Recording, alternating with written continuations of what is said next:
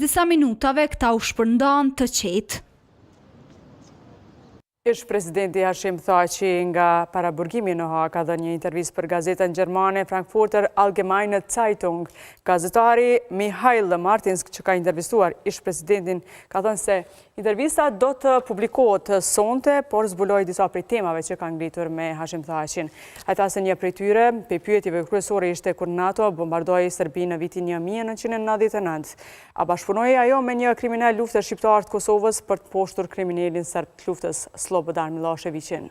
Gazetari vuri në pa edhe argumentin qendror të ekipit mbrojtës, i cili thotë se ushtria shërimtare e Kosovës nuk kishte një zinxhir të duhur komandues, që do thotë se i pandehuri nuk mund të bëhet përgjegjës për krimet e kryera në terren.